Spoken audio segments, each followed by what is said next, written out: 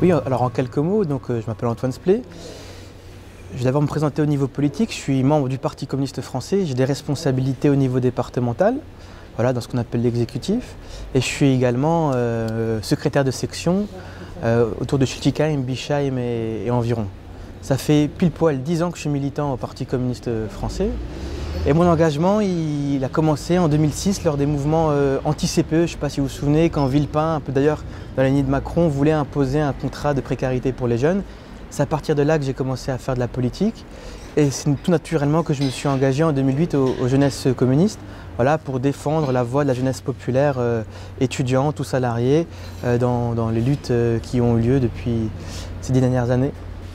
Alors, quel est le sens de votre candidature? Pourquoi vous êtes candidat aujourd'hui sur la 3e circonscription? Ma candidature, je pense, elle a trois objectifs, elle a un sens particulier. Le premier, c'est la question de l'union, du rassemblement. Nous, les communistes, depuis plus d'1 an, on alerte les citoyens, les travailleurs, pour dire que la gauche divisée, ça fait le jeu de Macron ou des libéraux à l'époque et de l'extrême droite. Nous, depuis 1 an, on se mobilise pour qu'il y ait une candidature unique.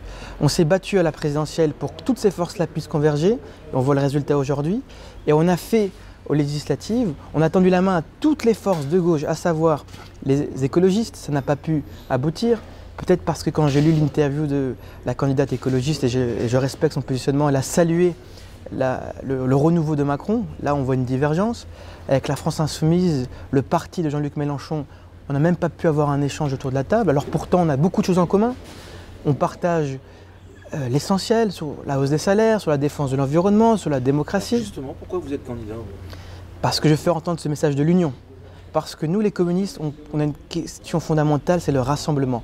On pense que l'avenir du pays et de la gauche ne peut se faire que par le rassemblement des socialistes anti-austérité, des fronts de gauche, de la France Insoumise, des écologistes de progrès.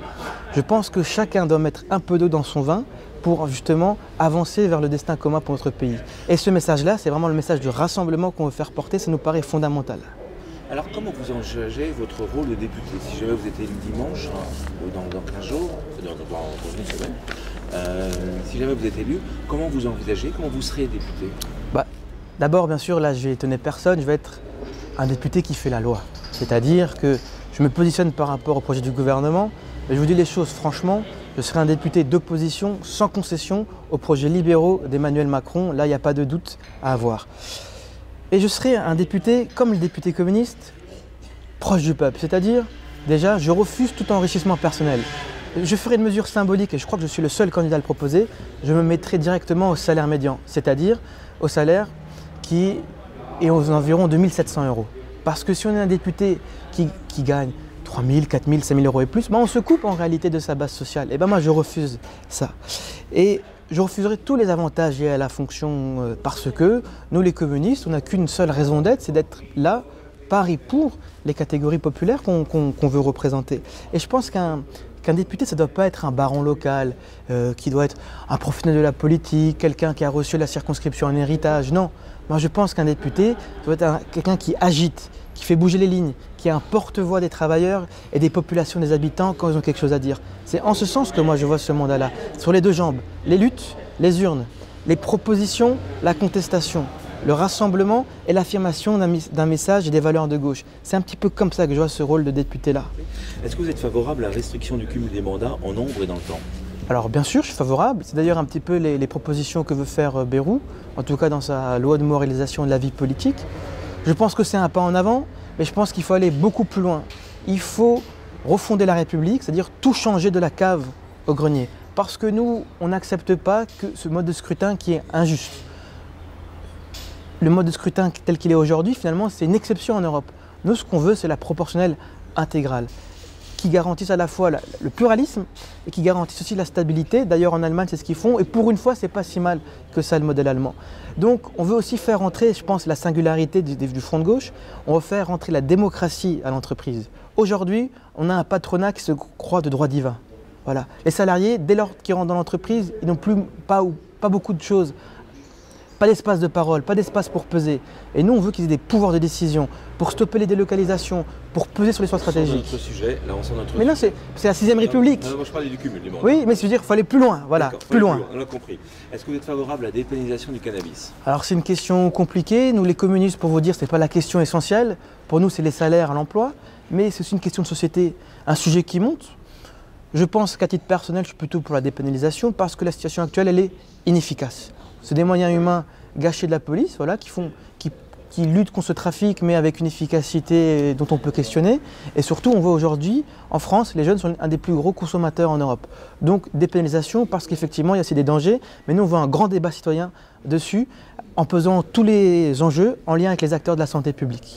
Est-ce que vous êtes favorable à l'extension du travail du dimanche? Alors moi, je suis opposé farouchement. Pour nous, le dimanche, ça doit être un jour chômé pour la famille, les amis.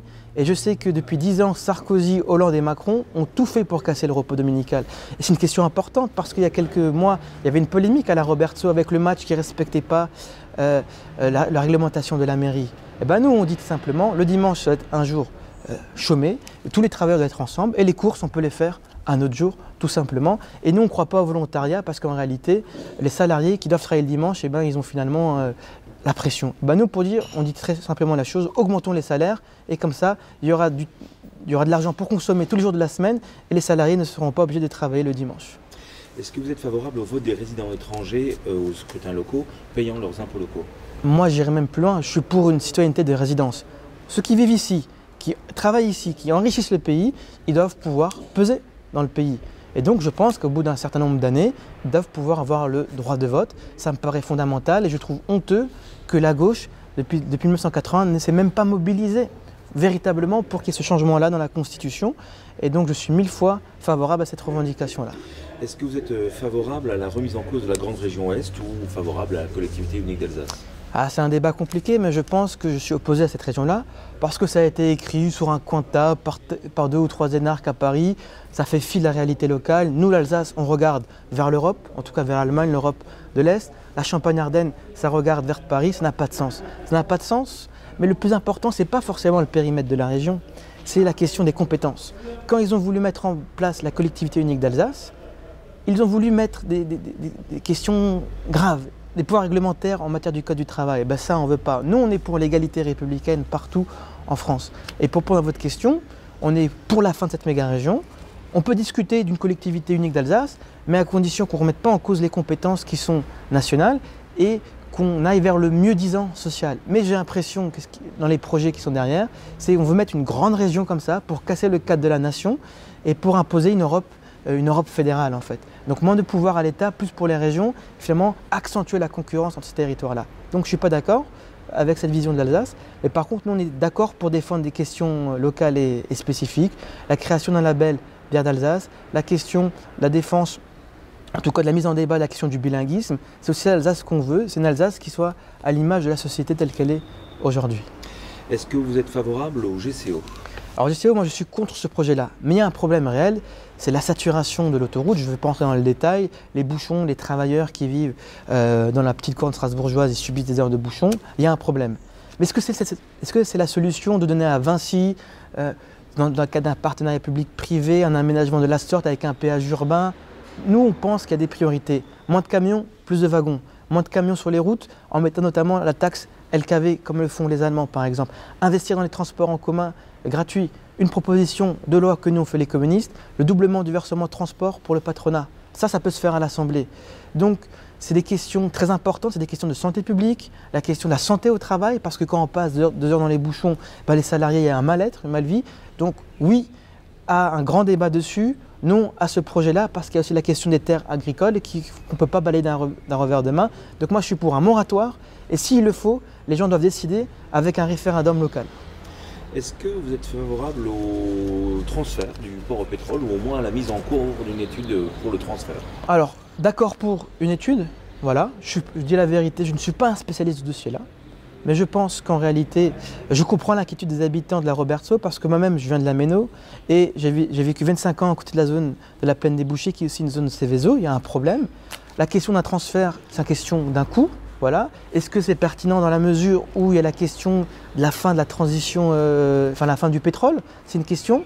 Mais en tout cas, nous, au Parti communiste, ce qui est sûr, nous, on est pour investir dans les filières d'avenir et on fera des lois en ce sens, mettre des plans souples pour faire la recherche, voilà, pour des énergies qui soient renouvelables. Pourquoi pas développer le moteur à eau, voilà, pour sortir justement de cette dépendance aux énergies fossiles. C'est un petit peu dans ce sens-là qu'on voit la chose, mais ça suppose une recherche publique, donc on dit non à la casse du CNRS et oui à la recherche fondamentale. Moi, je pense que la bétonisation, il y a la bonne et la mauvaise bétonisation. C'est un peu comme le cholestérol, c'est-à-dire que s'il faut construire pour répondre à des demandes de logement, ça me paraît important, il y a quand même 17 000 demandes de logement, mais est-ce que ça doit se faire au détriment de la qualité de vie des habitants? C'est la question qu'on pose. Par exemple, Rive de l'Art, il y a un parc, ils veulent mettre un parking. Pour nous, ça va dans le mauvais sens parce que c'est une opération derrière qui qui fera le bonheur des promoteurs immobiliers. C'est le cas du projet Fischer à Schiltigheim, des logements à n'en plus finir, mais sans réfléchir à des axes de transport qui vont avec, sans réfléchir à la question de l'emploi, la question de la médiathèque également, où on fait un projet au rabais. Pour nous, ce n'est pas la bonne bétonisation. Et je sais qu'à la Robertso, il y a une lutte qui est en cours des citoyens, un petit peu sur la même problématique avec le foyer Saint-Louis. Effectivement, je pense que les habitants, ils ont besoin d'un lieu de vie, de discussion, de débat, un lieu de concert. Ça nous paraît fondamental. Et le projet tel qu'il est proposé, je ne sais pas s'il répond à cette demande-là. Mais cela dit, il y a quand même une problématique à prendre en compte, c'est la question, la réponse aux besoins des logements.